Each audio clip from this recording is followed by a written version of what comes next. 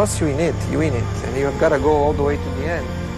Lando into the final corner, his first win of the championship. Lando across the line to win in China.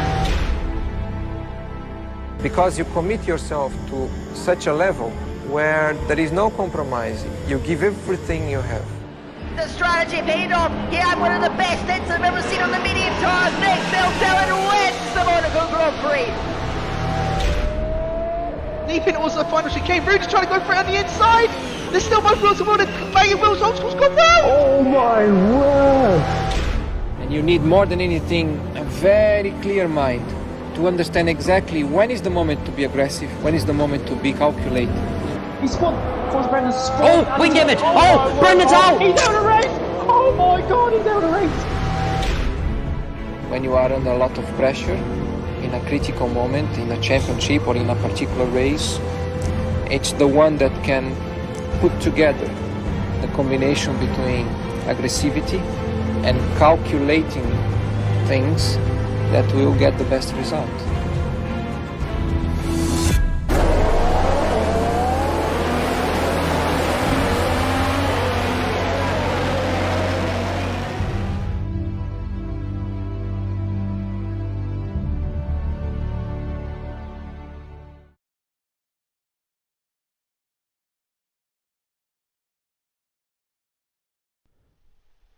Good evening, everyone. Welcome back to the League of Europe. We are here for round number 5 around the Marina Bay circuit in Singapore. Of course, it is myself, Jacob, taking you guys through this for tonight. And as always, I am joined by the wonderfully talented Mr. Dan Hoggard or Daka. How are you doing tonight, my friend? That is the nicest thing you've ever said to me. Thank you very much. Hello everyone. Yes, we've got round 5 at Marina Bay, as Jack said, for the 5th round of the season in Division 2, Season 6. I'm a bit flabbergasted after that. Wasn't expecting that. We are going to open up 18-minute qualifying session to get things kicked off, and very much looking forward to this one. And I think it's safe to say, Jack, is that from the races we've seen so far this evening, we can expect, maybe not necessarily the most action-packed race, but all the divisions so far have produced very bizarre races so far tonight. Oh yeah, without a doubt. There's been so many different, I suppose, I don't know if the right word would be conundrums for it, but there's been a lot of different outcomes. That's probably the best word for it. Yeah, there's been loads of different outcomes within this, well, just not even within Division 2, obviously Division 5, 4, 3 and 1, well, Division 4, 3 and 1 of course for tonight. Yeah, completely different outcomes to what what normally happens. I can't speak tonight, man. And yeah, it's because I'm just so excited for this. It's because, you know, Singapore Division 2, it's weird to say that I'm excited about it, but Singapore Division 2 has been voted, what, the last 3 times been the best race of the season. So where it's been voted the best race of the season, I mean, I'm expecting absolutely nothing less than pure chaos tonight, but for certain, some very fun racing as well. One thing that probably won't be quite as fun to watch is this qualifying session, simply because the opening 15 minutes probably isn't going to provide too much action. That is true. The soft tyres are not a good race tyre, and of course, naturally, the game gives you the bulk of these Red Bull soft tyres, so you're going to be seeing the drivers forced to use them pretty much against their will. In fact, pretty much all the drivers have went out on soft tyres. QVR Packer has started, as per usual, first over the line, but really these opening laps aren't really going to mean much in the grand scheme of things unless some drivers go for the softs, and I think we both have one name in mind who's going to be going for that strategy. Oh yes, it certainly is. There's definitely one person that will be going for that. We know that for certain. But I'm expecting, I'm not going to lie actually, I'm expecting a couple of people to go for the softs for tonight. So what happened in Division 3, I think 2 people at the front qualified on the set of the softs. I was third with on the mediums, but I mean, even then, the person that still qualified on pole on the softs still won the race. But I don't know. I feel like there could be so many different outcomes. Even if people do start on the set of the softs or start on the set of the mediums or even on the set of the hards, maybe if you're outside of the top 10, we're going to see so many different tyre strategies. I suppose, yeah, the majority we're going to see are going to be guys going from mediums to hards. Hence why, obviously, the first, as you said, first 15 minutes of this qualifying or 14 minutes of the qualifying will be quite boring. But yeah, I mean, there's going to be so many different tyre variations, so many different strategies that's going to be going on. Honestly, I know we've said it pretty much every single week, but I can't call who is actually going to take this tonight. Well, there's certainly out of the opening 4 races, none of them have been in any sense predictable. In fact, I'd say that Bahrain was probably the only race where the fastest driver on the night actually won. So we never know how things are going to unfold. You said less than normal results. I don't know if there's such a thing as a normal result in Division 2. Let's see though, as QVR Packer very deliberately runs wide, and he's kept that lap time valid for some reason. But he did not mean to do that. He did not mean to do that. He intended to invalidate the last corner. Kublai a much slower time that he can easily improve on, I suspect, in the other Williams. Packer, you have to say a mistake, because a 33.7 is beatable on the mediums, but certainly not a given, and he's going to have to produce a really good lap at the end of the session, so he's not forced onto those red striped tyres for the start. He's definitely got his work cut out for him. Nolan is one of them that will maybe go on a set of the soft stuff. He's done a 33.8, and I feel like that might be one of the actual laps that he is going for on a set of those soft compounded tyres. So we'll keep an eye out on, of course, the McLaren driver. Qualified on pole, as I said 2 weeks ago, around the 3rd round at Spain. So I'm quite intrigued to see if he's going to maybe try and pull something off again tonight.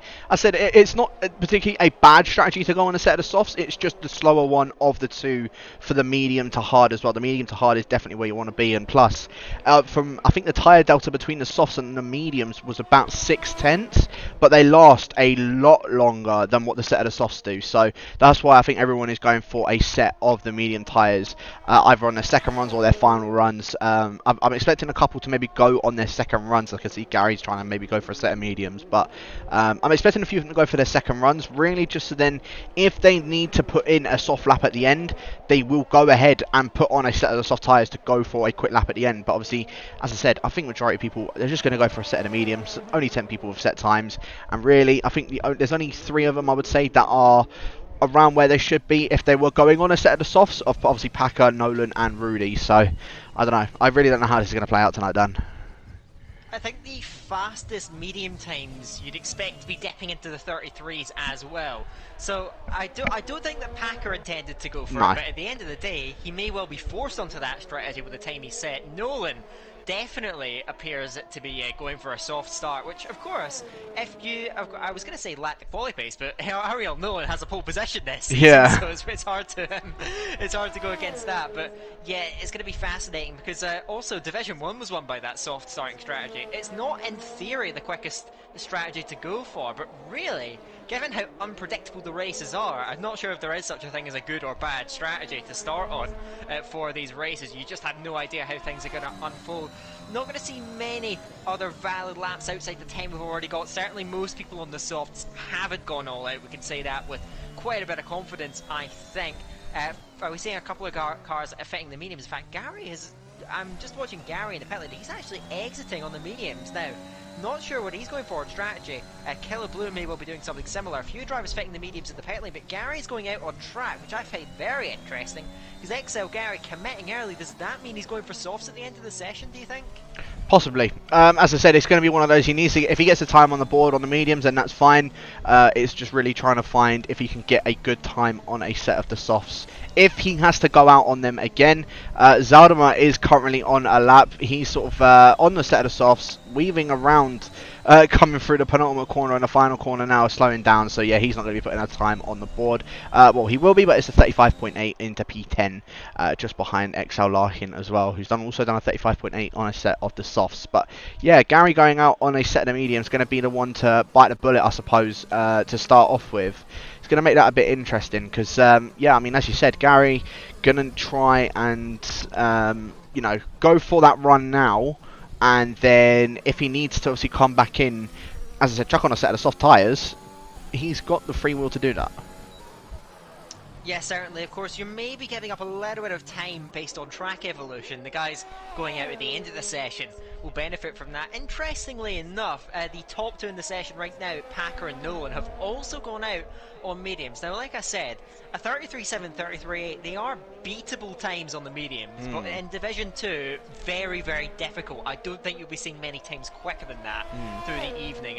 Certainly, in Division 1, they were getting into the low 33s, but obviously a little bit of a higher level. Let's watch Gary, though, coming over the line. Let's see what he can do. We'll get a bit of a tour of the Marina Bay circuit. So getting yourself onto the brakes at the turn 1, flick it in 4th gear, trying to hug the curve at turn 2 so you can open up turn 3. A little bit of understeer from Gary. Medium's not quite with the grip of the softs, but he's still going to be propelling along here. Flying it into turn 5 then. Got to be absolutely committed through the exit then. Get as close to the wall as you can possibly dare to go. And now DRS opening through the kink of 6 and now towards the Memorial Corner at turn 7. 26.1 is a half decent first sector. A little bit of understeer again. Holds it together through Memorial Corner, now into turn 8, big hairpin stop, manages to get it flicked in, and now into turn 9, fantastic corner, really got to attack the exit, and he does so, millimetres from the wall, but that's exactly what he wants. Gary is certainly pushing all out here as we're seeing more lap times coming in. Maledictus goes to 6th, that's a lap time he can certainly improve on him, my word,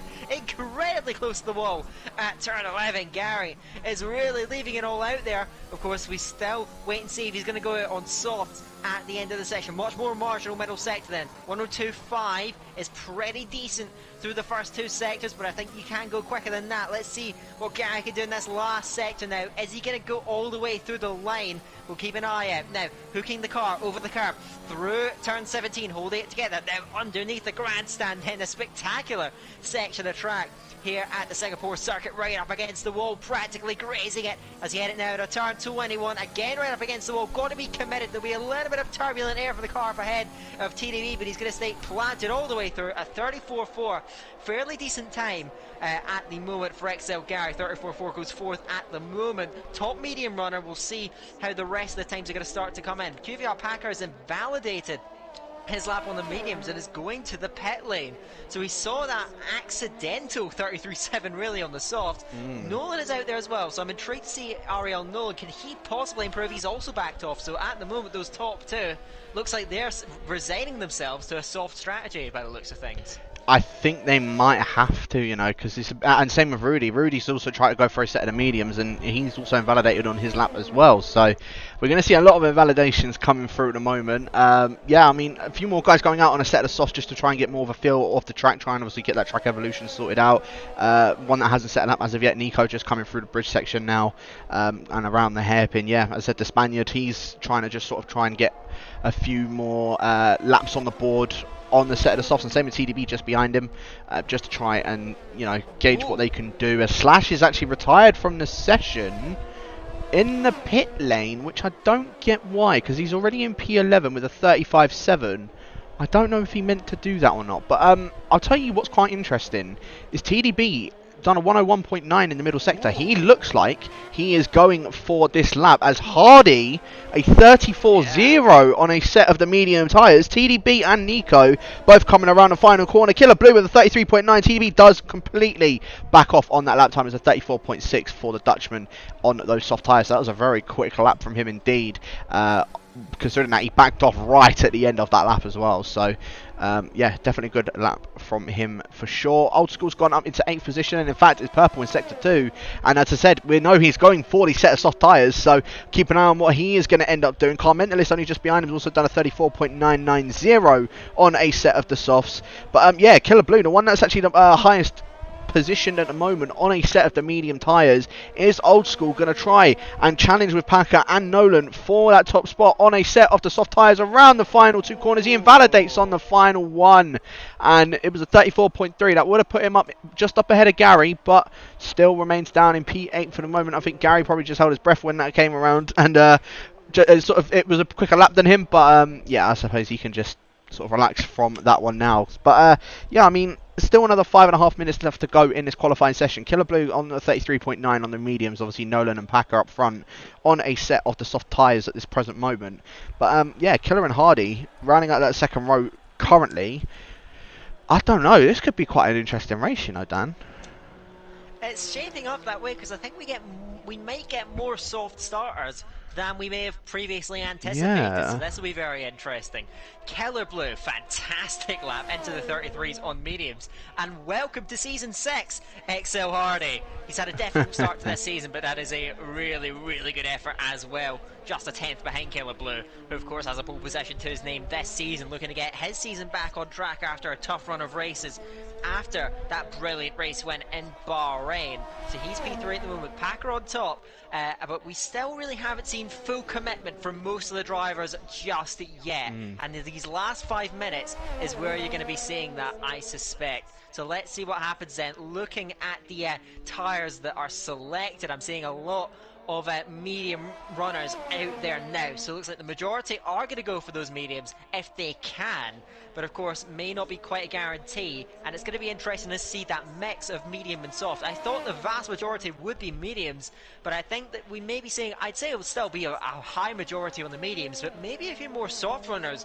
which could be a real advantage for whoever qualifies on pole in those softs. They have that buffer behind them. Well, Nolan in second position, he's put on another set of the soft tyres, so he looks like he's going to go and commit for the set of the softs. Peter is just coming around the final 2 corners to start his final flying lap on the set of mediums. Those final 2 flying laps. Oh! He narrowly avoided the... I don't know if he hit the wall. If not, very good save. Yeah, he did graze the wall, but somehow I think he's not got any damage. He managed to do a great job of keeping it and essentially just having a side-on impact with the wall, so I don't think it's given him much damage, so he may be able to go again. Yeah. Massive scare for Peter, but I think he's just about managed to get away with it. Very, very lucky for the Dutchman. Yeah, as I said, he's going to try and go for another lap very, very soon. So I'm going to ride on board with Zarma because he is actually going to be the next one across the line to do his final lap on a set of medium tyres. And doing a few sort of qualified sessions and also racing on the PC side yesterday, did this Dutchman. Yeah, he was very, very quick. He was doing it around sort of the pace where Hardy and Rudy are currently. Obviously, Rudy done his time on a set of the soft tyres. But yeah, I mean, Zarma's pace around on the set of the mediums, I think he can probably, maybe, try and jump ahead of Killer Blue on these medium tyres. I know he's not one that's known for qualifying, but his qualifying pace around here, weirdly enough, is substantially good. So I'm expecting him to maybe try and get within those, within the other XL boys up the top there, maybe even try and challenge the likes of Nolan and Packer when they're on the soft compounded tyre. But yeah, a lot of people now on their outlap, and hopefully for Zarma, no one will come out and block him. Yeah, 2.5 minutes now left to go in the session. A lot of guys now just coming out for their final runs. But Dan, I'm going to just take you through it. Take it away, my friend. Zarma's final lap. Over the line then, DRS Open XL Zarma now spot the entry for turn 1 using that yellow AstroTurf to really rotate the car, give it that room to turn in. Again, hugging the curb at 2 and as tight a line as you can through the apex of 3. Traction critical in a short run, burst up towards the kink of 4, now through turn 5, then all about commitment here, as close to the wall as you can, and my oh my, Zarma certainly maximised the width of the track. Now DRS open yet again towards Memorial Corner. First sector is a 26.1, this is similar to what we saw from Gary earlier, and he just about manages to keep it within track limits as well. Onto the brakes, heading into turn 8, rotating that car, the season 3 winner now, flying it into turn 9, led a bit wide to the apex, but he keeps it together out of the wall critically and still has the lap on the Red Bull man. Very close to the wall on the entry, flicking it inside of the curb, heading into turn 11, and you can see him really straddling with that inside wall. You've really got to be committed here. Into the hairpin of turn 13 and opening up the throttle little oversteer will cost him a tiny bit of time. What's the middle sector time? It's reasonably quick, but he is slightly down at the moment. I suspect he did back off that last lap though, so we'll see some improvements. Bit of a scrappy run though through turn 14, getting on to the brakes now through turn 16 and 17. Hook the curb over on the inside line, just keeps it out the wall, or maybe even just grazing it. Now underneath that grandstand through turn 19, you can see him right up against the wall again. He is really pushing, and that's what you're going to see through these last runs, maximising the width of the track all the way around here. Now into turns 22 and 23, then more corners here than any other track on the calendar. To the line is Zarma and goes sick just in front of Gary. Decent lap for XL Zarma. Will he stay up there? We're going to see a lot more lap times. In comes the final rush in this session. Kunblai up into second position. We saw this last week. So Williams 1-2 at the moment.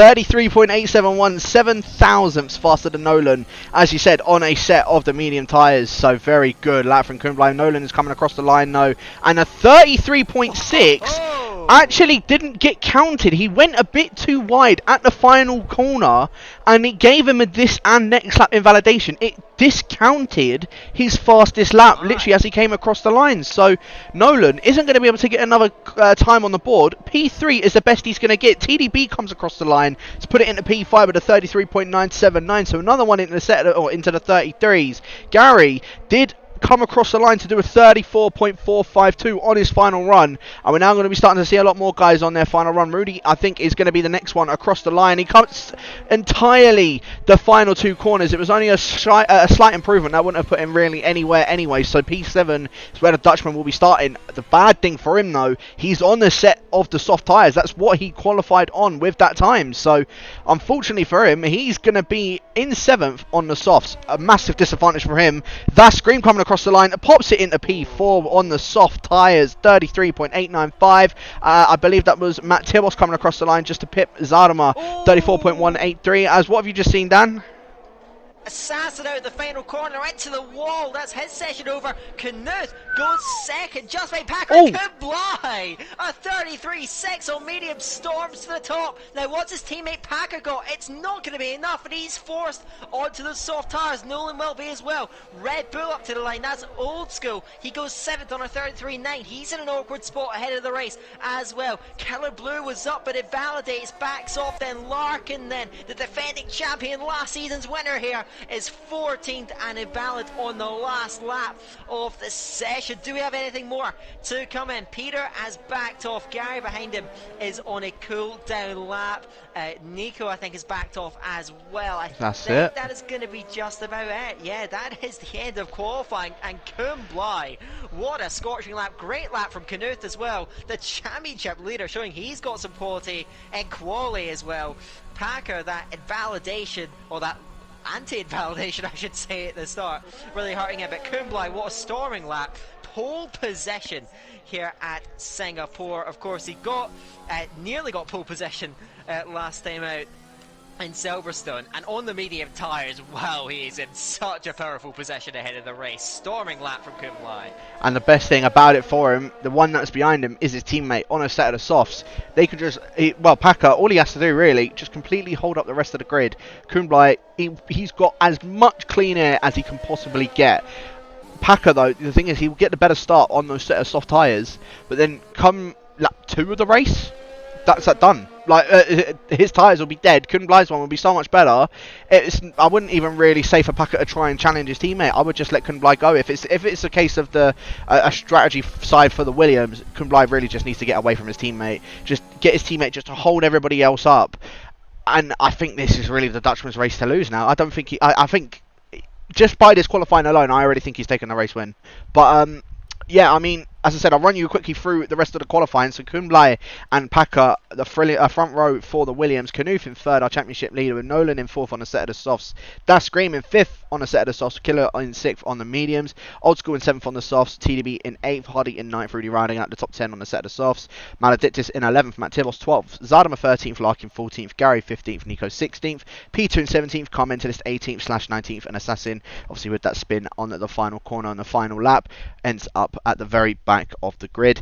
I would say usually that P11 is the poor man's pole position, but I mean, a majority of people have already gone on a set of the mediums anyway, so it's a bit of a different strategy. The guys that are on that are in 11th, they could go on the hards at the start. The hard to medium is supposedly the fastest strategy. However, the guys that are on a set of the mediums, they can just you know, run away at the start. The guys on the hards, they'll need to get their tyres up into temperature and wait for those medium tyres to start dying off. Really, I think Kumbla has won this one. I already think Kumbla's won this one. It's just whoever's going to try and come up behind. Is Packer going to maybe try and make that softer hard work? I think maybe even a couple people could try and go for a 2-stop, a soft medium. Well, I'm not expecting the 2-stop to be terribly effective here, and I agree with you. I can't see anyone beating Kumbli in a straight race here, apart from maybe Knuth. The only problem is, are we going to get a straight race at Singapore in Division 2? Doesn't seem very likely. We'll see, of course. A lot of drivers inside the top 10 actually forced onto the soft, so this makes the strategy really interesting here. And outside the top 10, massive mix as well. In fact, it's completely 50-50 hards and mediums. Wow, we've got an interesting prospect in our hands. That list of drivers, wow, that is mouth-watering. We have got such a prospect ahead of us. We certainly have. Matt Tibos needs to get a good getaway ahead of his teammate of Maledictus. So Matt Tibos, if he does that, then at least he will be on, well, in that little train with the guys that are, or the rest of the guys on the mediums and the soft tyres. But if he stays behind Maledictus, he could be in for a bit of trouble with the other hard runners. Zardamer, Larkin, Maledictus, Peter and Car Mentalist down to 17th and 18th, gone on a set of the hard tyres. And then the two Aston Martins, Gary and Nico / Assassin, and as I said, Matt Tibos or TTG Tibos, all gone on a set of the medium tyres. They want to try and get the jump on the guys on the hards, maybe try and keep up with the rest of the guys in that top 10. Rudy, though, down in 10th position on a set of the soft tyres. He played an absolute brilliant strategy last week in Silverstone. Ended up getting his win taken away because I think he had like a collision with Gary. So Gary ended up taking the win last week in the end. But he's down in 15th position, is Gary. But Rudy, 10th position on a set of the soft tyres. He's in for absolute trouble. He needs to get the best start I think he's ever done to get ahead of Hardy, to get ahead of TDB, potentially get ahead of Old School, because those two will be in front of it, only just in front of him. Thing is, I don't think the two XL boys, the TDB and Hardy, are going to try and actually, well, I don't think they will let Rudy pass that easily, because to overtake him around here is nigh on impossible. Very difficult indeed. You're going to see that all the way through. Just what I'm so excited for, inside the top 10, 50-50 between mediums and softs. Outside the top 10, completely 50-50 between mediums and hards. Wow, this is going to be interesting. What's Packer going to do? Last weekend he played pretty much just a rear gunner role for his teammate, but on such different strategies. Is he going to play that off the start? Knuth, potentially the main threat to Kumbli. They round to the grid. What are Nolan, Dasgrim, Old School and Rudy slightly further down the field? Know they need to get away well to try and move themselves up in that dynamic outside the top 10 of the hards versus the mediums. We'll see how that is going to unfold. They come to the grid now. It is a Williams front row lockout. Let's see how this is going to play out throughout the course of this 31 lap race. Going to be a long one, going to be a grueling one. I'll leave it to you, Jack. Take it away. All Williams front row. Who's going to lead it heading into turn 1? I think, as I said, I think Kumbli is going to be the one that takes this one tonight. I don't think I see anybody else being able to take this. But for round number 5, around the Marina Bay circuit, the 5 red lights are on.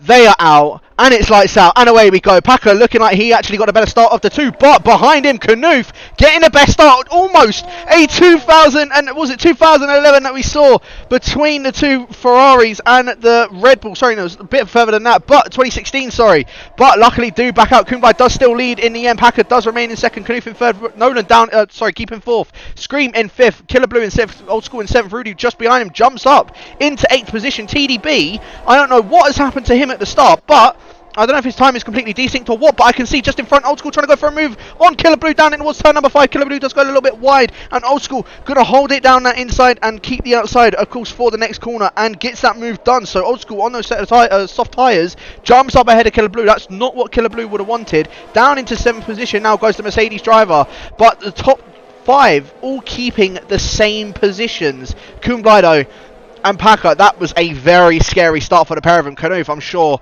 was absolutely shaking at that point and did not want a recreation of what happened in real life at some point. Oh, certainly not. Knuth tried to go through it. I see down the back of the field. I think that's Nico going off. TDB off the hairpin as well. Slash went off early in the lap. These three suffering greatly through the first lap. It looked clean through the first sector, but those three have come a crop, and then Nico, TDB and Slash got a lot of work to do in the race, especially TDB's had a nightmare start. Further up the field, Matt Tibos slipping past Peter. He didn't get a great start, Matt Tibos, either. You'd have expected him to get away a little bit better.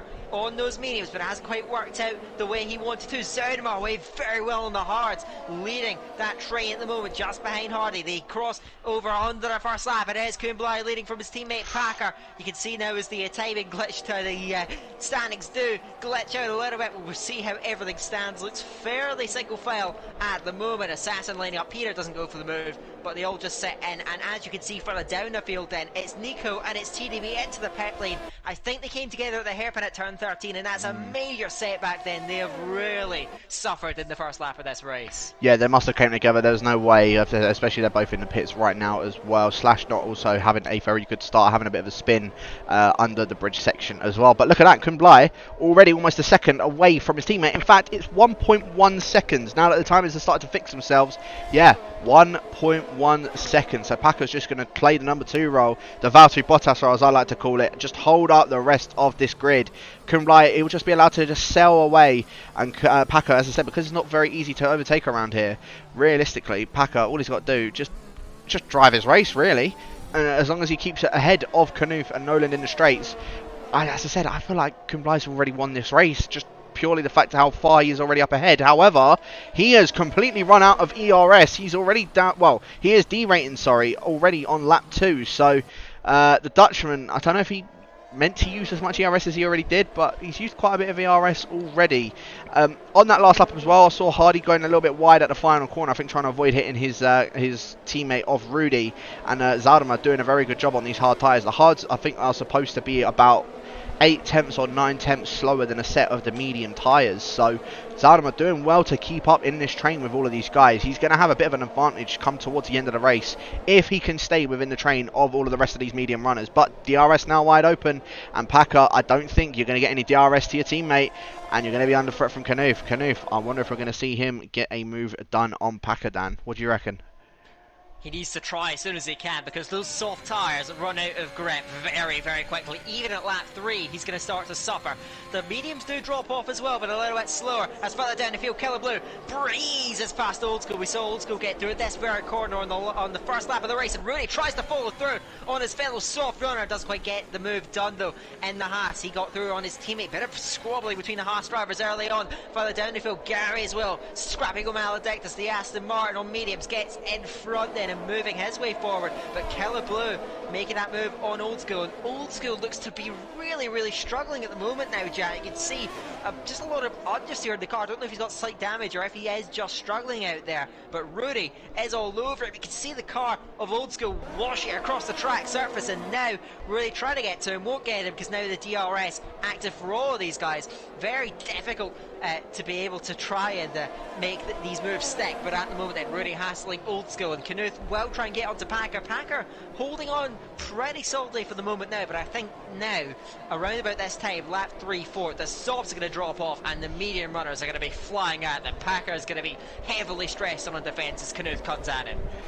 All aboard the Old School train. Rudy and Old School, both of course from Division 3 last season, both the 2 title rivals, now scrapping it out for P7. Old School's not going to have DRS to Killer Blue, so he's going to have to try and defend all by himself. Rudy's going to try and go down the inside into turn 1. Old School's just going to give that one up, but maybe even try and go for a switch back into turn 3. No.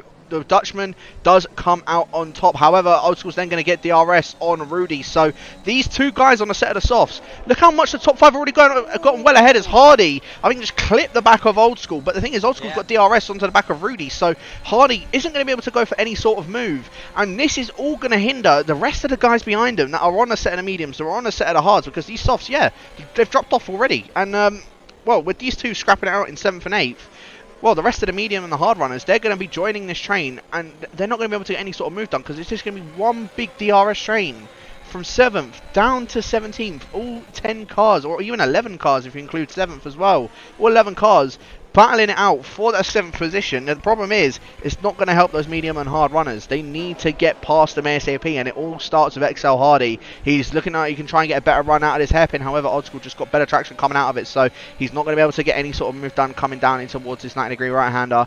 He's going to have to wait until there's DRS. He's going to need to wait until Old School can make a mistake and try and go for a move, as Killer Blue trying to go for a move on that Scream. Again, those soft tyres, they are really starting to die out. Nolan already 3 seconds behind Knuth, and Packer already 2 2 seconds behind his teammate. That scream almost hitting the one of the barriers under the grandstand. So yeah, the German really is struggling. You can see how much Killer Blue is pushing him through these corners. The same with Hardy on Old School. In fact, Old School's lost DRS onto Rudy. So Rudy is keeping these soft tyres quite nicely. As here we go, Killer Blue going for the move on that scream as Old School is into the pits. There you go, Killer Blue down the inside in towards turn number 1. There's nothing that scream could really do about that. Into 5th position on these medium tyres. You've now got Nolan just up in front of him, and he's only just, I think, gotten DRS to Ariel Nolan. Let's just have a quick look. Yeah, he does. So Killer Blue just sort of saved with that one. Knuth, though, maybe trying to go for a move on Packer coming up in towards turn 5. No, he does just maintain that position. Packer, though, goes very wide coming out of turn 5. So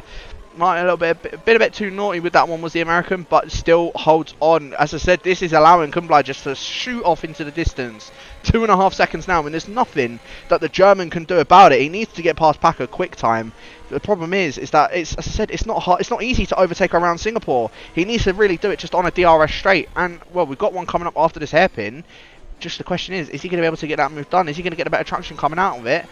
It doesn't look as if he has. The American is just getting better traction out of these hairpins, and it's just not allowing. Well, Knuth is just getting put in a disadvantage because coming through the corners, you can see he is much quicker.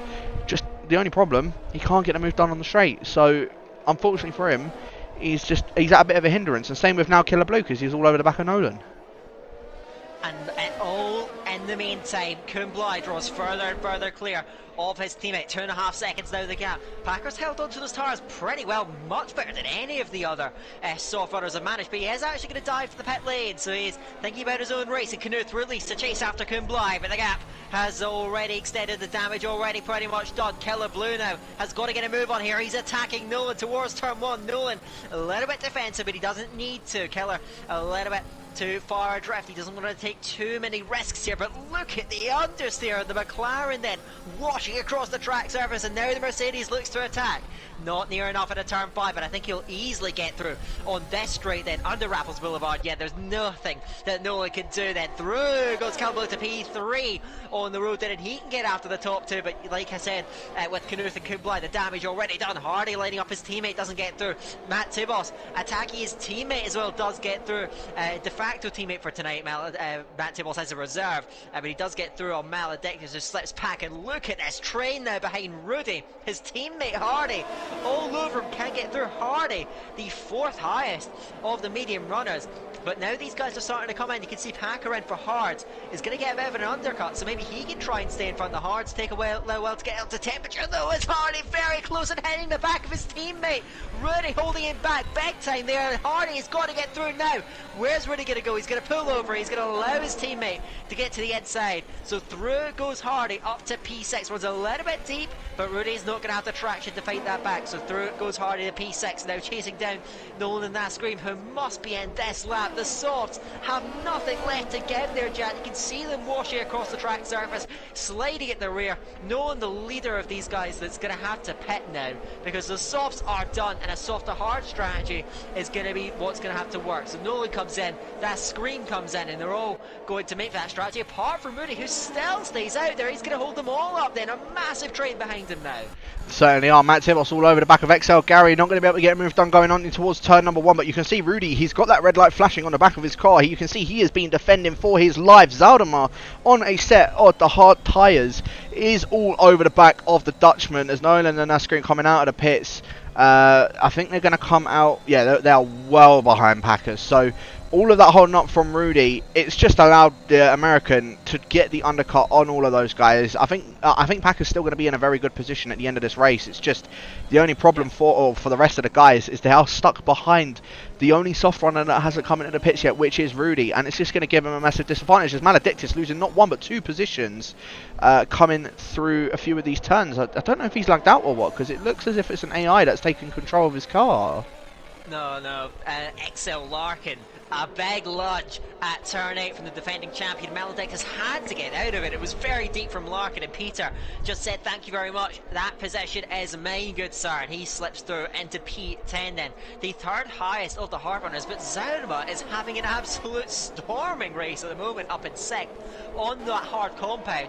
He's got such a good chance later on in the race. He just has to carry these tyres for as long as he can and keep the pace for as long as he can. We'll keep updated on the gaps to some of the other medium runners at the moment when they do dive into the pit lane further back in the field, and right there at the back, no one gets through on Slash's AI car. Slash unfortunately lagged out very early on, is unable to really participate in this race as Rudy stays out another lap, and at the moment is holding Zedema at the back. Zedema has to move here. Is he going to go for it early to turn 1? This is how he won the race back in season 3, diving directly down the inside, and he gets through Zedema to P5 at last through on Rudy, and Rudy really braiding out these tyres then. He's continuing to push on, but all the while he's just conceding track possession. XL Gary will fancy his chances on the back of the Haas. Old School sets the fastest lap of the race. The guys that came into the pits are moving. Here comes Gary now on Rudy. Rudy covers the inside leg. Gary's going to go the long way round. Can he do it at turn 7? Brilliant from Gary,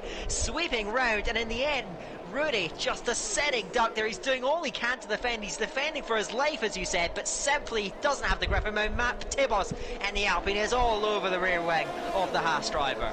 Yeah, I feel like Zadema and Gary needed to get that move done. Well, Gary definitely needed to get that move done so he doesn't lose touch with Zadema, because Zadema, of course, is on a set of the hard tyres. They're now starting to come into their own. The mediums are going to start to have a bit more of a drop-off now, but the softs, they are completely done. I am surprised Rudy has longed this out for as long as he has. Matt Tibos going to try and go down the inside, coming up towards the end of Sector 2, and the Alpine driver very close to hitting the wall was the Dutchman in the Haas, but gets that move done regardless. Matt Tibos now up into 7th position. Interesting thing to note as well in regards to ERS, it's not very easy at all to gain any of it back. So once you use it, you've lost it. Once you use it, you've lost it. It's not even a word, but I'll try to rhyme it. It didn't work, but yeah. Once you use that ERS, that's it. It's gone. You've lost it. So it's going to be a lot difficult. As there you go, Rudy finally makes his way into the pits, and that's now unleashed the rest of the hard runners. Larkin was going to be the next one up, as Maledictus all over the back of Peter for this P9 position, but not going to get the move done is the Portuguese driver. Assassin did pick himself up a 3-second time penalty quite early on in this race. We're of course only on lap number 9 of 31, and there's quite a few gaps that are already pulling out. Kunblai 2.5 seconds up ahead of Knuth. They've just sort of been keeping at evens on their times, as Killer Blue picks up the 3-second time penalty in 3rd position. However, Hardy is 4.1 seconds behind, so I don't think he's going to be able to get the jump on him unless Killer Blue does make a massive mistake. But yeah, Hardy of course in 4th, Zadema in 5th, and Zadema 1.8 seconds now behind the Haas driver, and has actually started to reel him in as Matt Tibos as well. I don't know if he's made a mistake of some sort, but he's now 1.5 seconds behind Gary, so Matt Tibos at a bit of a disadvantage. You can see that red light flashing on the back of his car. Larkin's going to be seeing that red light flashing on the back of his car. They're all starting to break out quite a lot now, as Rudy does get past the ghost car of Slash. But interestingly enough, Rudy come out behind Nolan, come out behind Scream, and look at Old School. He came out on a set of the medium tyres. He is going for that 2-stop of the soft medium, and he needs to try and catch up to Packer quick time. It's 5 seconds down the road from the American. I don't know, we might see a bit of an interesting result. I think Old School's really just praying that a safety car does come out. If one does, it's going to play right into his hands. Certainly, and that's exactly what he's looking for. Packer, just to note, is actually lapping quicker than the race leaders at the moment, so that undercut onto the hards could prove to be very interesting, and he has reeled them in by about 2 seconds over the last few laps, so he could be quite close to his teammate. Knuth has started to pull that gap into Kumblai. Expect the pit stop to come very soon for these medium runners, so they should be diving into the pits in the next few laps, and so they'll put on the hard tyres. But yeah, Packer's working himself into a very good position here. Killer Blue could also be under threat. The likes of Nolan and Nascreen might be able to stay in front of him. There's one more Maledictus, massive understeer heading through turn 5, but he holds on to it. They still filter out. It is beginning to calm down, I think, out there on track. It's been very clean, actually, very surprising. Good driving standards from Division 2 so far, considering, well, it is Singapore, but they have managed to behave very well so far. Let's see how the rest of the race is going to unfold. But yeah, just as the moment the status quo, Knuth and Kumblai very similar on pace, although that gap has come down by just about half a second since Knuth was released by Packard. Zoudema, though, continuing to reel in Hardy. He's having a stellar race here. The only issue that he's going to have is that he's going to be hung out to dry somewhat on those hard tyres. Then everyone else is going to start reeling him in when they come into the pit lane, and that's going to set him back. His TDB, I think he's set the fastest lap, and I think immediately has put it, he's gone for a spin and into the wall. Then front wing gone off the Alfa Romeo. It's been a nightmare race for the Dutchman so far. Yeah, no, it certainly has. I think this is one that TDB wants to forget about. 32 seconds down the road from Nico, down in 19th. He did pit for another sitting duck though, coming up towards turn number 5. So yeah, Larkin, he's got it all to try and cut out for last season's champion. He actually in fact has a red X on his name, and it's Migrating Host, and I don't know what's gone on. Well, for me, you were saying that Larkin was vulnerable. Right now he's got a pretty, on my screen, he's got a very decent gap to Peter, so I'm not sure if there's some sort of decent issue going on. I lost you for a few seconds, and then you came back, so I'm not sure if something beyond that is going on. Certainly in the race, not much has changed, but what are you seeing on your screen, Jack? Well, the race has ended. So, I don't know why that's done that, to be honest with yourself. I will try and see if I can get myself back in really quickly, but I mean, just obviously keeping us updated as to what is going on. Yeah, I mean, Peter, did he get the move done on Larkin in the end? No, he was nowhere near Larkin on my screen. That's why I was so confused. He was in the DRS, but not anywhere near actually getting a move done. So I think maybe that's on your end. I'm not sure. Maybe it's on my end for all I know. But anyway, well, I'll as you try and get your bit in, I'll do my best to keep you guys updated on what is going on. Still looking up the front, then Kumblai and Knuth, they're still staying out there, I imagine, for just a couple more laps. Actually, Hardy will be the first one. Remember, he was running in P4. He has gone to the pit lane, and so he dives in. We'll see where he emerges then, as the Packer is continuing out there, still the leading hard runner after coming in for that first stop. I mentioned that he was reeling in. He is caught substantially towards Kumblai. He may actually jump his teammate in the pit lane the way things are going, but of course he will have much older tyres for when that does come to fruition. Doesn't look like there was any real moves on Hardy and Assassin it was that came out. Assassin much further down the field. Hasn't had the best of times so far, has been fighting in that midfield scrap. Will come out somewhere near the back of the field in 17th. Hardy right up behind his teammate, so Rudy grabs an undercut on his teammate onto the mediums as well. So he stayed out very long on the softs and has opted for a strategy going onto the medium. So maybe he thinks they can get to the end. I think that's very bold, but certainly a very ambitious strategy from Rudy. It's either a long slog on tyre wear, like he tried it at Silverstone, which of course worked brilliantly. But here, or he's going for a two-stop. We'll see how things are going to unfold. I'm not sure what's going on with you, Jack. Are you anywhere near getting back in here? No, for some reason it's not, or I'm trying to join off with the same invite, but it's not allowing me to try and join. I don't know if you can try and send an invite or anything. I will get that sorted out for you. Yeah, I'll get that for you. Not exactly sure what's happening there. This is lagging quite a bit. This might take a little bit of time, but yeah, it's not running the quickest. Let me just get this sorted. Sorry about this, everyone. I do hope you're still enjoying the show. This is taking a awful long time to load. I'm not sure if it was an issue on my end, but anyway, I can't invite you. It's saying that it's saying that you're in the lobby. So I'm not exactly sure what's going on here. Very, very interesting. Okay, I might be able to try this another way then. Yeah, I think I can try this another way, so no problem at all. I should be able to get back in very, very soon. So, but yeah, I mean, just in relation, of course, to what I had seen anyway, just before the whole thing, or before the whole game decided it wanted to glitch out. Yeah, I mean, it looked like it was quite interesting just to begin with. Obviously, you know, the guys that run a set of the hards trying to, you know, they're going to try and log it out. Zoudema, of course, being the one that is at the biggest advantage. Obviously, he was catching up to the back of Hardy at some point, but I think it was just a case that, you know, those medium tyres started to die out. I'm assuming, obviously, the rest of the medium runners at the front did end up coming in to put on a fresh set of the hards, so I'm assuming Zoudema is probably now in the lead of the race. If they haven't obviously come in already, then he will inherit that very soon. But yeah, I mean, I don't know. It's a bit tight as to what's going to happen realistically. Well, I do have an update for you. Most of the medium runners have indeed come in, as we do have a spinner further upfield. That's actually TDB a full lap down then. Another blow to his race. QVR Packer has jumped his teammate by some 3 seconds through the pit stop phase. That's how powerful that undercut has proved to be, and he's in a very good position. Of course, the tyre's a lot older, but he is in the net lead right now as QVR Packer. Now, Knuth has stayed out another lap, and he's picked up a 3-second penalty for his troubles then, a lot that I've missed, just trying to get you that invite.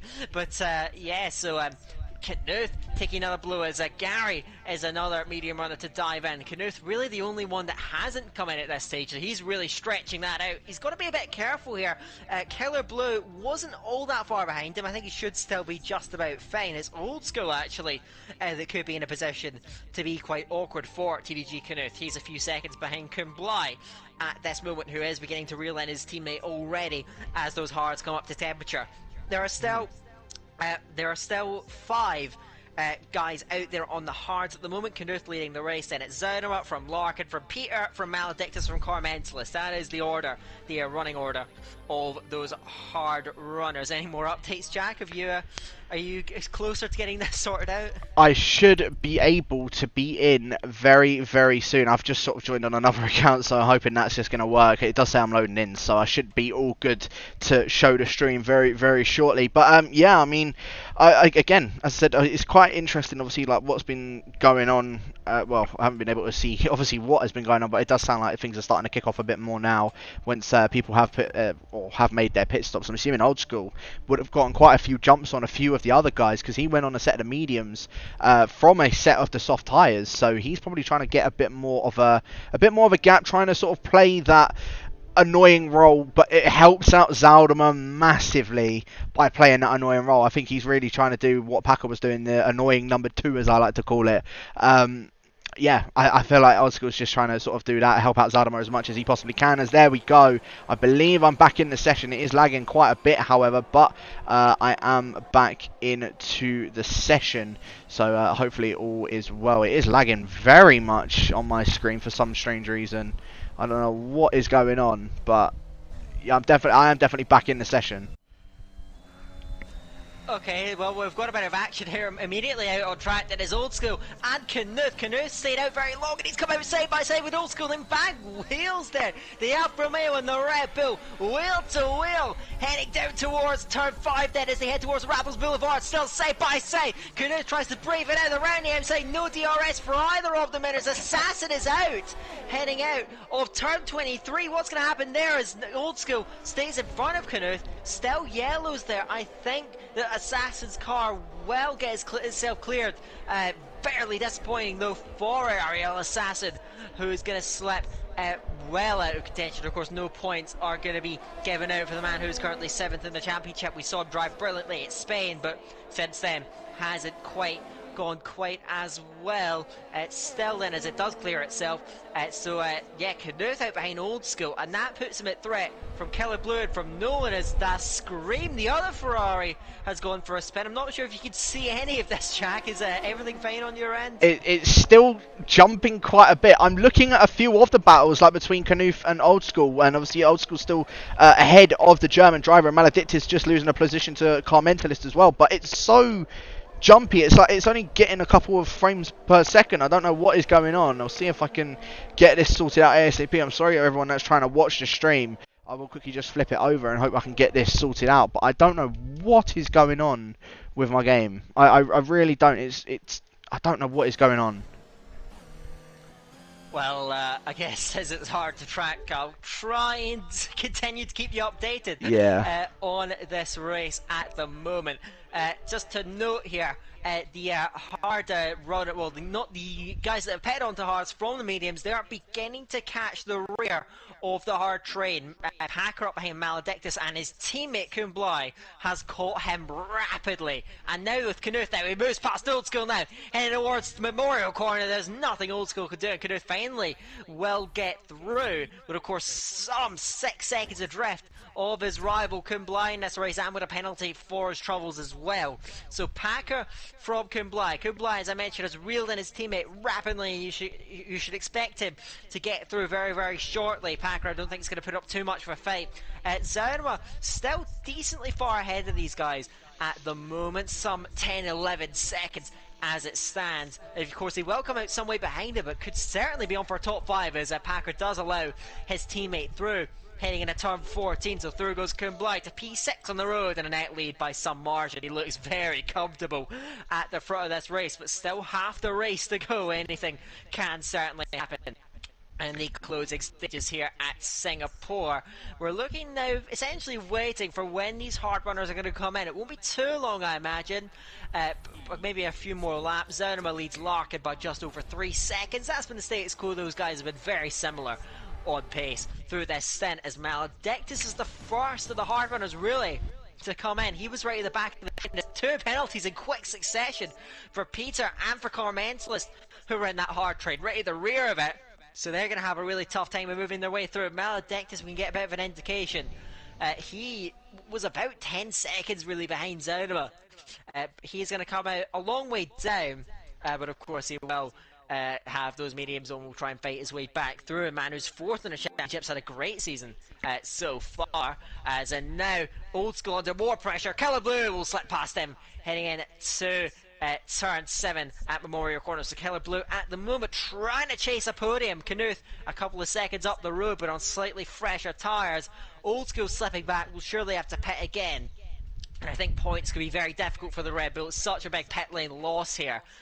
I'm not sure if there's anything on your end, Jack. Has everything sorted itself out? Literally, I should be jacking the session, and we should be starting that stream once again as soon as I am back in. It's all good now, thank goodness for that. I don't know what had been going on, but yes, I'm now back in, thank good. So, yeah. We're back underway now. Yeah, Zaunuma still, of course, in the lead. Larkin in 2nd, Peter in 3rd, Carmentalist in 4th. I'm just waiting for all of the timings to show up on my part as well. But yeah, TDB, as soon as I've just joined in, has come in and retired from the session, down in 19th position. There are, of course, another 15 more laps to go of this session. And Kumbly already up in the 5th on those hard tyres.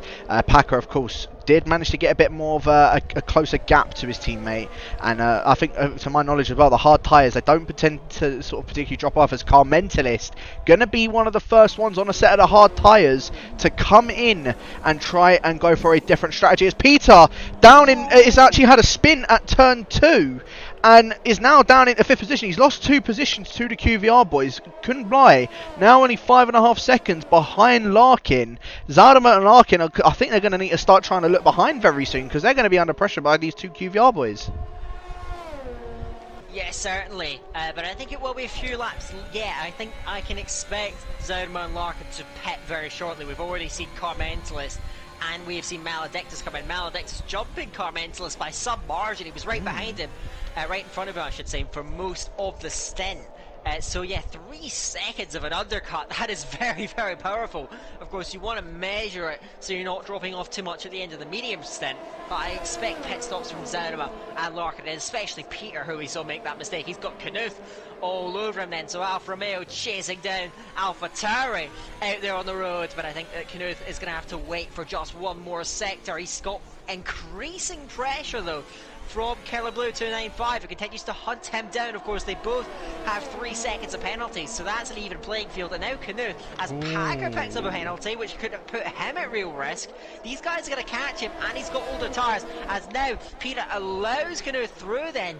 Fairly bizarre, that part of the track, but Peter does drop back, as Zaunuma does at the end come in, as does Larkin. So those guys will pit. They will come out some way behind that group, but on the medium tyres, you suspect that they're going to be flying their way through. Do not rule them out of this race in the slightest, and they could still be contending for the podium without any penalties as well. It's just depending on where they're going to be sort of coming out. They've really got to hope that a safety car does sort of come out, because then it will give all of those guys with penalties a massive disadvantage in comparison to those two. Zaunuma emerges, in fact, just behind Gary for P11.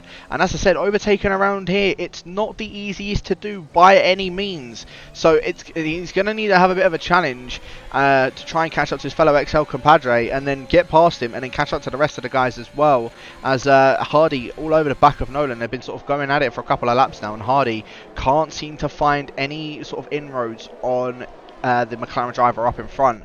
But up at the front of the grid, it is still a Williams 1-2. Kunblai, Packer and Knuth. We had those three guys on the podium last week, and from the looks of things, they could be again on the podium this week. Hardy, though, he needs to get that move done on Nolan and try to get close to the back of Old School or to the back of Killer Blue, because otherwise he's just not going to be able to benefit at all from any of these penalties. But yeah, I think a safety car, if one does come out, it's going to benefit the rest of these guys that haven't got any penalties massively.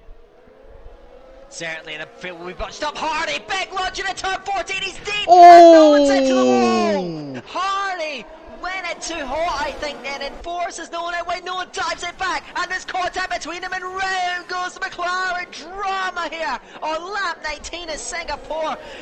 Dive bomb after dive bomb between these two, and it's known that's come off worse on both occasions. The McLaren driver, who was having a very solid race up to this point, recovers, but I think honestly between the two, that was just an over aggressive move from Hardy followed by an over aggressive move from Nolan. In the end it was Nolan that came off worse on both occasions. Yeah, I think it's just as soon as that happened with him and Hardy, he got way too hot-headed and just went and just tried to do the exact same thing as what Hardy did to him.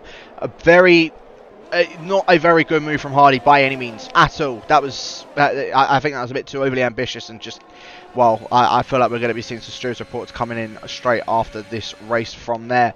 A little bit further down the grid though, Larkin all over the back of Maledictus, and you can see he's closing him up. He's on a fresh set of the medium tyres. Maledictus is going to try and cover off the inside, but not going to be close enough. Coming into the braking zone, Larkin already ahead before the braking zone, and the Brit in the Mercedes already now up into 11th position. Zadama all over the back of Gary now, but Gary has got the DRS to Rudy, so Gary, the Irishman, is going to be a bit happier that he's going to see that. However, you can see from Zadama's POV, Gary has that little red flashing light on the back of his car, so Zadama's just going to know he just needs to play his time right. In fact, dives it up the inside into the hairpin. Little bit of contact between the pair of them. He's going to use that DRS, and he's got ERS to his advantage as well. I don't think Gary's going to be able to try and fight this one. He's going to try and hold it down the inside, but Zadama, it was definitely a lot cleaner move, to say the least, from what Hardy did on Nolan. But yeah, very, very good move from Zadama. I think that's probably one of the moves of the race so far. Very coordinated move, I would say, from Zadama, and just got that move done. He's now got Rudy in front of him, who's on 10 lap old mediums. Rudy, though, I feel like he's got to make his way into the pits probably within the next couple of laps and go maybe either on another set of softs or a final set of mediums to the end of the race.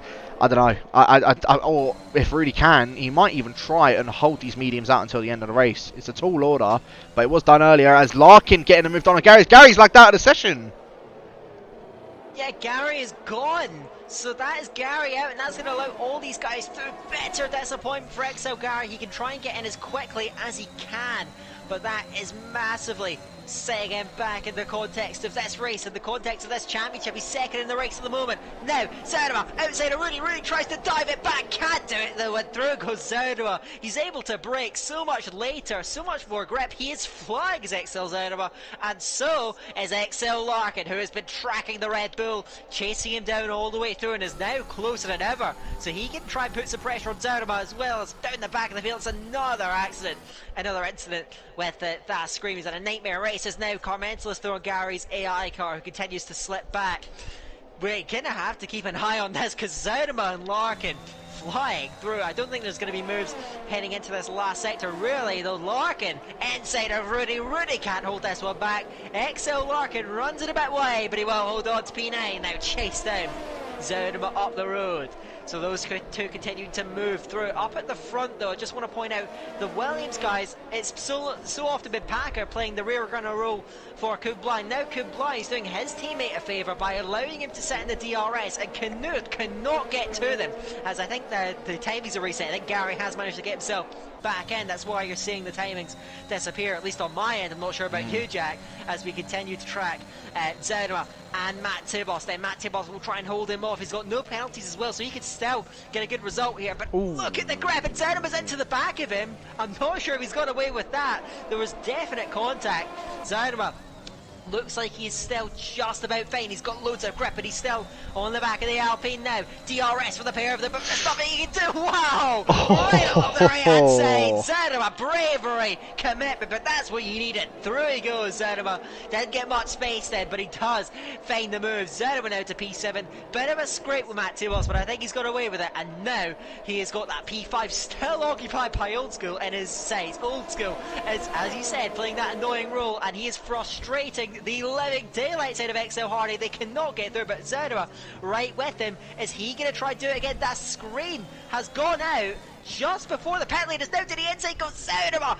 Hardy tries to hold him off and does so. Bit of a wiggle for the rear wing of the Haas driver, but he holds on. Now Zaruma will come at him again to turn 14, late on the brakes, but Hardy is late as well, but runs in wide. Is the Haas and through goes Zaruma. He forced the error, forced the mistake, and Hardy had to yield, and it's Larkin down the inside of Matt Tibos and gets through as well.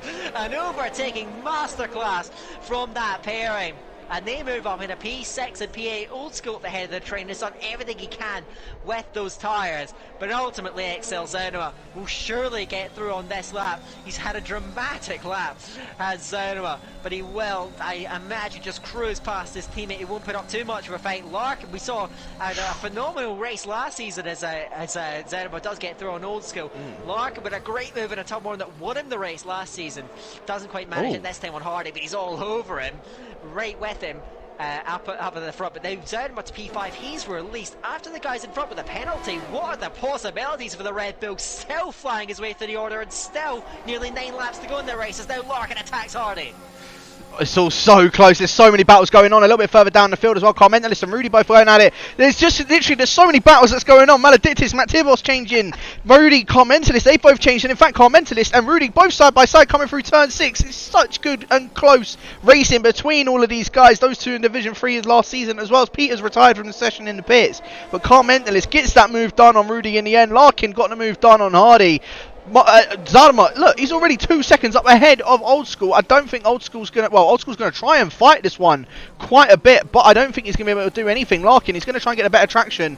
Old School, you can see that red flashing light, and here we go. Down the inside is going to go XL Larkin, and that's move done pretty much with Old School's control down on the outside and into the wall. And that's going to cause a bit of a domino effect. No front wing for Old School. I don't know if that was from Larkin or just broke that way too late as Rudy and Hardy, sorry, trying to go get that move done. Carmentalist gets past him in the end as well. Old School, he tried and played that number 2 slot as well, as there goes Rudy in front of him. It just has not worked for him, and that's now him without a front wing and at a massive disadvantage. He looked like he was on for at least a set of points. Now that has gone completely out of the window, and Old School's going to be forced to come into the pits. I find that very difficult to read. Larkin did go in very deep, but I thought there was enough space. I didn't get a very good view of it. But Old School, nevertheless, has ended up in the wall, and a great defensive possession ultimately comes to an end. Maybe he shouldn't have went for it at that point, but he did try and go for it and paid the price. Now Maledictus on the back of his teammate and Matt Tibos, who won't fight it. Maledictus to the inside line. He's also had a great drive through on those mediums, but he does run in deep. Matt Tibos, I think, just yields the possession and not wanting to continue the fight for too much longer. And through goes QVR. Maledictus to P7. He'll try and get a gap out now and try and secure that possession. Now, we've got to look, because Zaruma's still flying. The 3 drivers in front of him do have penalties. I'm not suggesting he's going to catch them all, but it's certainly flying along with Larkin. What can Zaruma do here? He's got essentially 3 seconds to make up to Killer Blue in 7.5 laps. I think that's very doable for Zaruma, but what do you think? Could he possibly get even higher up the order? Is Knuth even a possibility? I think he could be. I think he just needs to just try, because he's doing very well catching up to Killer Blue now. He's already caught him by about 4 tenths or 5 tenths just this lap alone. One, of course, softer compounder tyre and a younger set of tyres as well. I feel like Zaruma, he's obviously going to catch up to the back of Killer Blue. It's a tall order, but I feel like he could, with the pace he's going at the moment, I think he could catch up to the back of Knuth as car mentalist. I think that's his second time penalty for the McLaren driver. He's all over the back of Matt Tibos as well. And we might actually be seeing a move coming in towards turn 1. You can see he's got that DRS wide open. Matt Tibos, I don't know if he's going to be able to do anything to hold off from the back of him, but no, he does back off in the end. So car mentalist not going to go for a move as of yet. He's going to try and go for a bit of a move though, maybe in towards turn 4. I don't think he is going to be within the DRS of his teammates. So yeah, Matt Tibos is going to be under quite a bit of pressure. Car mentalist is going to try and go for the better exit coming out of this turn here of turn 3. But yeah, he does indeed uses that ERS, DRS of course as well available to him. Just straight around the outside, and that's all he needed to do. Car mentalist now up into 8th position and has got Maledictus up in front of him. Gary gets the move done on Rudy as well. Rudy on 15 lap old medium tyres. They're just not benefiting him whatsoever. And I feel like Rudy's just going to be, well, he's going to be a sitting duck for Nolan next time as well. Nolan, though, I think he picked himself up quite a bit of damage from that contact with Hardy. So I'm surprised we haven't seen him maybe make a pit stop as of yet. Yeah, he definitely got quite a lot of damage. I think he's just soldiering on to the end of the race as it stands. Rudy, the soft to hard strategy just hasn't worked at all, really, and ultimately paying the price for that. But I want to bring your attention slightly more to the front of the race. Kublai, I don't imagine, has been driving absolutely flat out here. He's protecting his teammate there, trying to drag him along as much as he can. Knuth has slowly but surely reeled these guys in, and Killer Blue has arguably been even quicker and chasing down as well, dragging with Knuth. Now, Zonema is catching all of these guys, so how is this going to unfold then? Really, oh, Killer Blue! Killer Blue off! Killer Blue round at turn 1, and yet again a golden opportunity slips through the fingers of the Mercedes driver. Oh, that's gutting for Killer Blue, who's getting himself right into that lead fight, chased down these guys throughout the entire Grand Prix. But Killer Blue is off the road then, not sure what happened. I think he's just dropped on his own on the curb at turn 1. Killer Blue down in a P6 with barely a front wing on his car. That's massive disappointment for the Mercedes. Now their hopes lie in the hands of the 5th place man, the defending champion Larkin. That's gutting for Killer Blue. Oh, I feel so sorry for him. He was running quite a nice race in P4. Of course, Adamo was probably going to try and catch up to him in the end anyway. But yeah, it was a good race for Killer up until that point. Now down in 6th, no front wing at all. Going to maybe try and hold up the likes of Maledictus and Car mentalist as much as he can so they can't catch up to his teammate. But yeah, Killer just goes very deep. Yeah, lets Mala and Car mentalist through. So Killer, very unfortunate for him, but now it's a three-way fight for that lead of the race, and obviously Knuth, he's starting to catch up to the two QVR boys. Of course, Packer, 19 lap old hard tyres, he's doing everything, or Kumbai's doing everything he can to keep him in his DRS, but I think with doing that, I think it's allowed Knuth into the DRS now. Look at that, literally 1 second behind the American, and there you go. Yeah, the German is now within the DRS of the American. So yeah, Knuth, he's just going to try and maybe go for any sort of move he can on Packer. Thing is, Kumbai's now may need to try and get a bit of a move on. He's going to do his best to help out his teammate, but at the same time, this is now going to compromise his race. We might even see a change between Packer and Kublai to allow Packer to have at least a car between himself and Knuth, and just so at least then he finishes up ahead of the German. Thing is, Zadama, he's now 6.5 seconds behind the rest of the guys. There's 5 more laps to go. The laps are counting down, and Zadama isn't sort of gaining on them as much as he was before. So I think 4th place might be the best that the Red Bull driver's going to get, unless there's a mistake between all of them. But they're all in DRS, so they're going to have at least a bit of a more of an advantage on the straights in comparison to Zadama. But of course, Zadama has a bit more of an advantage in the corners. Certainly, and we'll be trying to reel them in, but yeah, he's still got a lot of work to do to try and get up to them, but he is still closing, I think, just a slight amount. Now, just confirming, Kublai's not flat out. He is pretty much 100% ERS. He is not pushing in the slightest, and he's just dragging his teammate with him, making it as difficult as possible. I think Knuth would have probably already been past Packer by now. Kublai would have been more comfortably in front, but I think that Kublai is still very much in control. I think even if he gets a penalty, this race win isn't really very much in doubt. He has controlled this race from the beginning, has been absolutely faultless all the way through. and now just has to bring it home and try and drag his teammate with him, who's just slipped out of DRS. And Kublai, just watch it then, heading out towards the DRS line, just backs off a little bit, allows Packer back in. Packer did hit the wall very slightly out of turn 21, but I think he is going to be just about fine. Still holding on. But with this strategy for the Williams driver, Knuth is going to have to really try and find something special to put the Williams driver to bed. He needs to just get that pedal to the metal. That's all there really is to it. Mentalist all over the back of Maledictus now as well for this P6 position. You can see both of those guys with penalties. However, Mentalist has 2. I don't know if Maledictus, I think he only has the 1 to his name. He certainly does. There's more yellow flags. That's Knuth in 3rd. Knuth's gone off. Oh my word! TG Knuth dropping it from P3, the championship leader. That championship lead not really much at threat, but now he's going to have Larkin all over him. Knuth from a clear P3, now going on. Carmental is moving through a Maledictus. He's going to try and pull a 3-second gap in 3 laps. But Knuth, oh my word, that is gutting from a potential P2.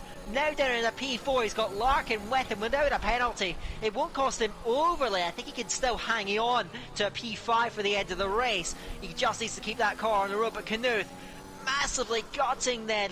A bit of an unforced error, you have to say, but both Knuth and Killer Blue, late drama for these guys, really setting the back, and that is gifted now Zonema podium, and the Williams drivers can now cruise to the flag. They really can. The only problem is, well, I say they can cruise to the, well, you say they can cruise to the flag. 6 seconds does separate, of course, Packer and Zardoma. Zardoma 8-lap old mediums, Packer 21-lap old hard tyres. I think Kublai Ray needs to still stay within the DRS, or Packer will need to keep staying in that DRS of Kublai, because Zardoma now 5.7 seconds behind the 2 Williams guys. I think Larkin would have just picked himself up a warning cutting that corner there, so I don't know how many warnings Larkin is until he gets a penalty. It could be very close. He might actually be on his final warning, so Larkin just needs to try and keep it clean, otherwise he's going to have to get it done the long way around on Knuth instead of just jumping him on the penalty. But I'm sure Larkin would want to go for it on track anyway, so yeah, Larkin may need to just try and keep it a little bit more cleaner.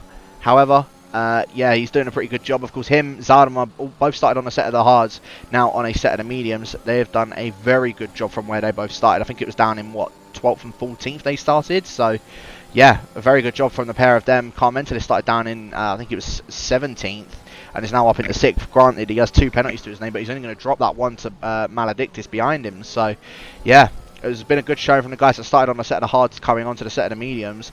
Rudy, I'm very surprised. He went on a set of the softs at the beginning, and he's obviously still on a set of the medium tyres in 11th position. In fact, saying that, Nolan going down his inside in towards turn 5 completely shoves Rudy out, and I'm sure Rudy probably would have just said he picked himself up in legal overtake. Nolan into the back of him and hits him into the wall. Rudy now into the wall and has gotten himself some of that wing damage on that front left. The Dutchman, unfortunately for him, I don't think that was particularly his fault. It's just more Nolan went into the back of him and kind of just went straight into the wall from that.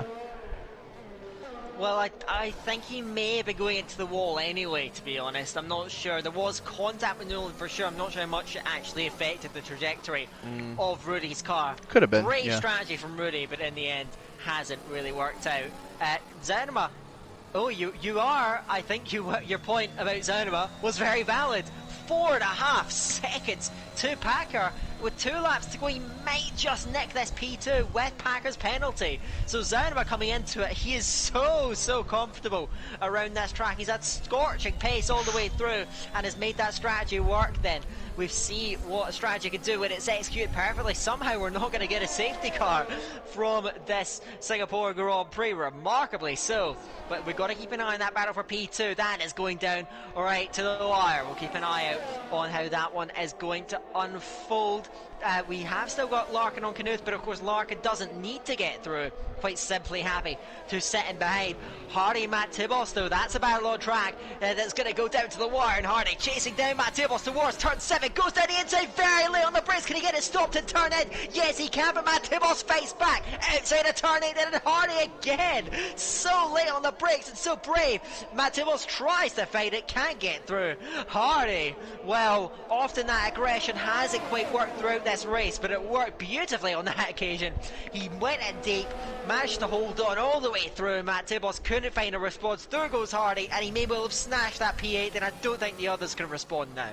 No, they certainly can't. Gary, though, all over the back of the other TTG driver as well as Hardy. Those guys, no penalties to their names as well, so they're doing a pretty good job. Hardy needs to actually get within another, I think it's another 8 attempts to jump Car Mentalist as well. So if Hardy can just try and push that as much as he can, then we might see him even jump up one more position from that. But we're now on to the final lap of the race. 6 tenths are separating that second and third position. We've seen Zaldimer in this position before and trying to jump whoever they are in front, and of course at this point it is the American of QVR Packer. 6 tenths separating those guys. Is Zaldimer going to be able to do it? As I said, Kumblai, I'm pretty sure that this is his race win. He's doing everything he can to keep Packer in that DRS. Look at that, look, Kumblai 85% ERS to his name, Packer 15%. So yeah, Kumblai really is just dropping back and making sure he keeps his teammate within the DRS. A little bit of a slide from the Dutchman though, as Zaldimer still keeping it about 3.5 tenths. You can see he is pushing to his absolute limit and trying to get within that 3 seconds of Packer. We've only got another half of a lap to go, and at this moment Zaldimer is going to be losing out, although it's now dropped down to 3 tenths behind 2 tenths. Zaldimer hitting the wall. Has he gotten himself any damage from that? I don't know if he's picked up anything from that. It looks as if his car is still fine. Yeah, it looks as if his car is still fine. It's literally a 10.5 behind the Americans. So I feel like he might actually get the jump on him, Dan. It's going to be very, very close. Zaldimer hit the wall. Somehow he's gained time. It wasn't a very big hit. I thought it would have been worse than it was. 3 seconds flat. Now surely Zaldimer can pull through here. Packer's giving everything. Kumblai is going to easily win this race. Water controlled drive. There is nothing in it. It just steps under 3 for the first time. So let's see. He's all down to the last few corners now. To the leg. Kumblai will easily win. What a dominant race it was then. Packer through the line of P2 is going to be mighty close to the line. Oh, 300% hit. Packer just gets it from Zaldimer. Great drives from all 3 guys on the podium. Larkin 4th, Knuth, that late mistake still gets 5th. That late mistake maybe only costing him 1 place in the end.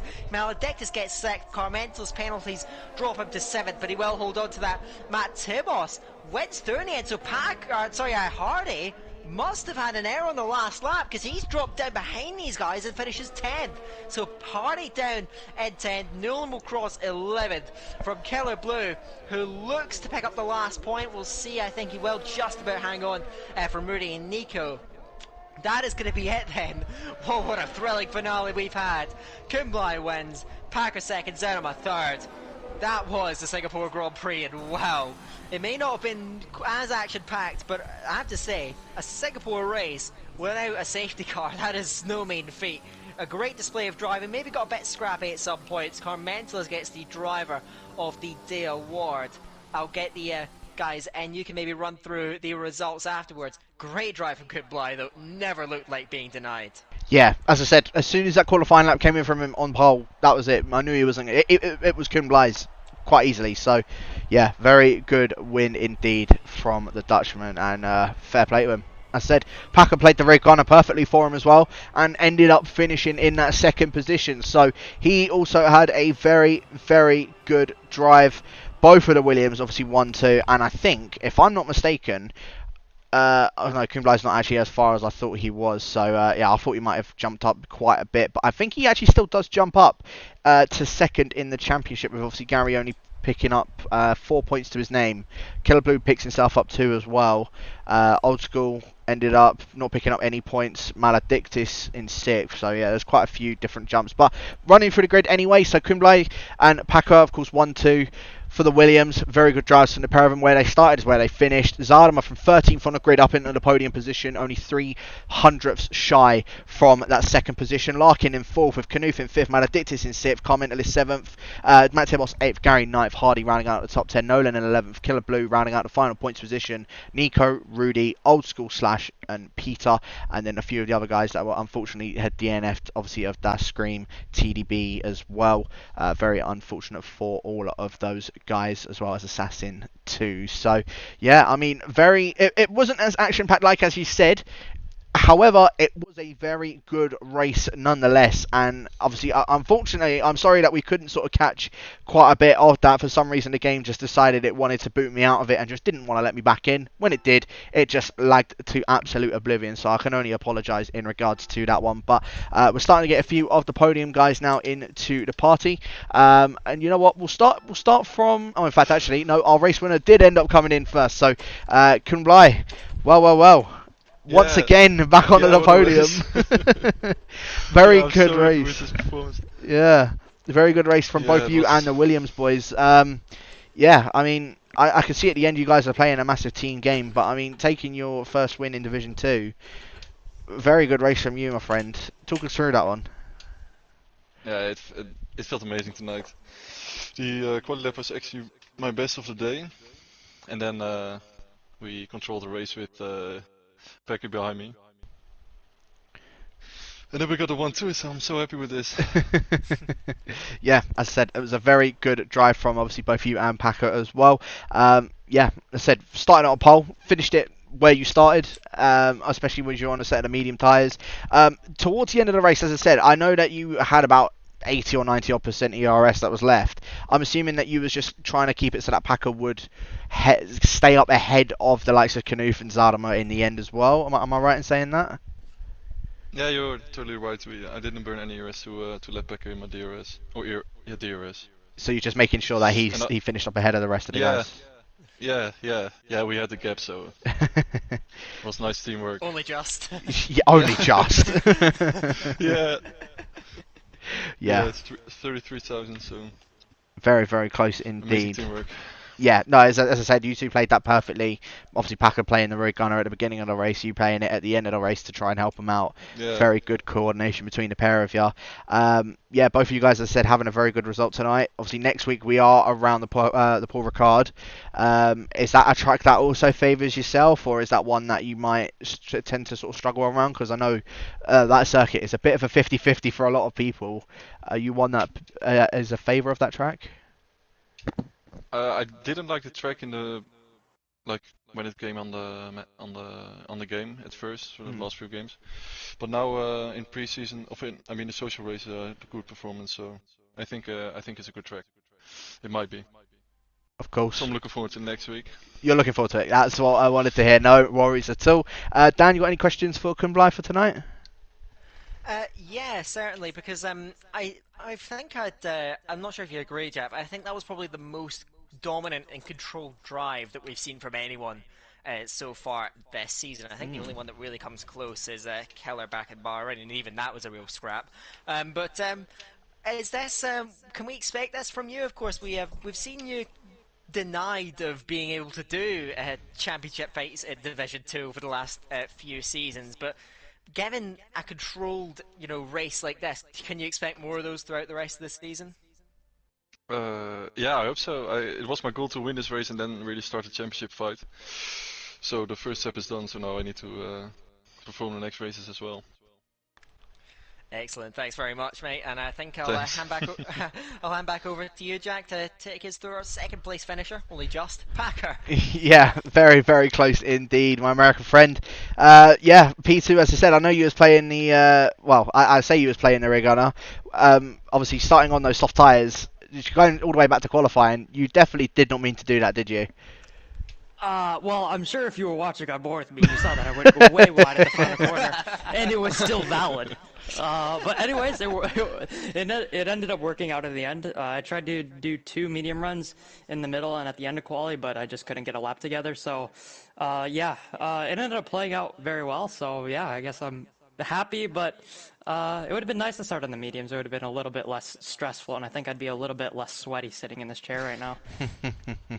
Yeah, definitely like you was putting up a massive fight even towards the end of that as well. So, yeah, of course, making that softer hard work, that must have been obviously a very big challenge for yourself. But yeah, I mean, as I said, towards the end of the race, obviously you and Kunblai trying to sort of just keep it in motion.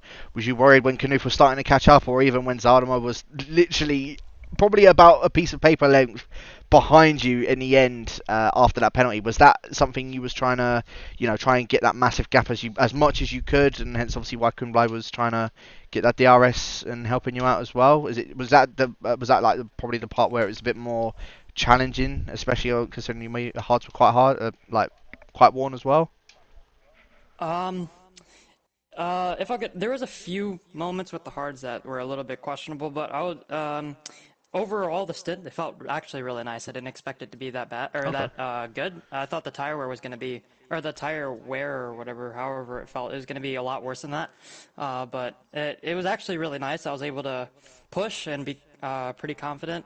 Unfortunate with the penalty, though. That's really what made it kind of stressful. But I think Kublai and I handled it quite well with Nuth closing in, and then obviously, unfortunately, spinning at turn 5, and then just pushing as hard as we could to keep Zaltimo away from us. Yeah, no, you two definitely did like you was doing some sort of coordination work to make sure that you got that second position, and it did work. So obviously, fair play to the pair of you. France for yourself next week as well. Is that one that could possibly also be where you get your first win of the season? I don't know. Last season it didn't go well. It went pretty well considering it was raining, and last game rain and me don't go very well together. But hopefully it's good. I haven't driven on it quite yet. I wasn't here for the social race, so I'm gonna be going in pretty much blind. But there's nothing else I can really say about France. Hopefully it goes well and we can get Williams up on top of the constructors. I think actually we already are, just looking at it now. It's definitely going to be a very close one. I think you guys might be either towards the top or are at the top. So, very close obviously with all of those guys in the constructors as well. Dan, have you got any questions for our P2 finisher? I think it's very close. I think you will end up second in the constructor, maybe third actually. It's going to be you, Alfa Romeo, and Red Bull that are going to be up there.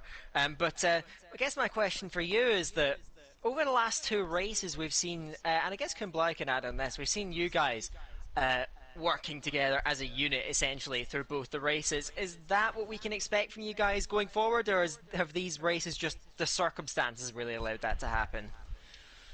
Well, I think going into, especially Singapore, but Britain as well, we were just trying to get a good result because both of our championships did not start off that well. Obviously, I think everyone knows what happened to me in Bahrain, going into the back of Mark or Jake or whoever it was. USA didn't go too well, going into the back of my teammate. Spain, I wasn't here, so we're just trying to get a step in the right direction for Britain and Singapore, and then hopefully look forward to the next 2 races. So I think hopefully we can look forward to more things like that. But Britain and Singapore have been real good feelings since the last 3 races, and it's finally nice to be on the good side of one of these close gaps. Excellent. I'll hand it back over to you, Jack, if we can run through our 3rd place finisher and my personal driver of the day shout. Zarema, take it away, Jack. As I said, Zarema. I think Dan summed that up perfectly. I think I would definitely say you was definitely driver of the day for that one. 300ths of a second. You must be kicking yourself at that. It was a good drive nonetheless, but I mean those final laps looked like they were something else as well. I mean, trying to catch up to Paco and Kublai. Talk us through that one. I'm crying. I think I think you don't really need to say anything else on that one. Well, thanks for watching, everyone. No, but that was. I got kind of mixed feelings about the race. Well, not about the race, but I'm really disappointed in the quali because I actually had quali pace for once, but I completely bottled it. If I actually done my PB, I would have been pole. And I'm kind of mad because I might have had a shot at the win. I feel like I had really good race pace, so I'm kind of disappointed about my quali. But like the race kind of makes it up. But I don't know. It could have been better. Yeah, no, I did get where you're coming from. Obviously, it did look like it could have been a bit tighter, but obviously when you went on a set of the medium tyres, I said Singapore is not an easy overtaking track, and you just made that look like an absolute breeze out there. 2 overtakes into the hairpin, a few sort of side-by-side battles with a few of the other guys as well. Obviously, I'll talk about rear gunners with the two Williams boys. I think Mark played that to perfection for yourself as well until he got caught up in a little bit of an incident, I think, with Larkin. Was that always the intention with Mark? Because it looked as if he was going for a bit of a two-stop strategy. I don't know if you two are in a party with each other, but was that always Mark's intention? I don't know if it was always the intention. Like, we didn't talk about it, but once he was at the front of that train and I was behind, like, as soon as I was behind him, and he basically said, like, just go and I'll try and keep them behind for as long as possible. So it wasn't discussed beforehand or anything. That was that it was the straps. So it was more sort of a last-minute coordination kind of thing for you guys. So, yeah, as I said, it looked like it did work out for you. Unfortunately, not for Old School, but it did look like it worked out for yourself in the end. Obviously, France next week. You and me again. We've had a little bit of history at France. But I'm assuming this is one where you might try and hopefully, instead of being on that third place in the podium for the second time in a row, you might try and get yourself a little bit further up on the podium. It's always a good track for me, but in pre-season I was really slow and didn't have any confidence in the race. Yeah. But I'm pretty sure that was because I had a really bad setup, and I'm hoping that this week I'll find a better setup and actually have my pace again. So I'm hoping to be near the front, but we will have to wait and see. Of course. Dan, any questions for our third place finisher as well? From me, obviously you point out your potential for France next week. I'm just wondering, if you look through the calendar, what do you see as your other big opportunities to challenge for results like this and try and maybe pick up a win throughout this season? Where do you see those tracks that you can excel at, excuse the pun, just throughout the rest of the season? I think probably France and definitely Japan. Japan, of course, yep.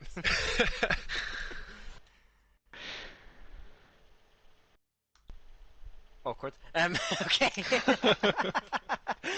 Sorry, I don't know what was happening there. I thought I don't know what was happening. I thought my microphone was working then. I don't know what was going on.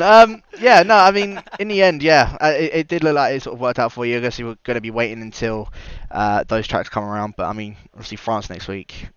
I'm sure we probably could see you on this step of the podium once again, but obviously hopefully for yourself a little bit higher up. But yeah, I mean, that's all she wrote for Division 2 for tonight, Dan.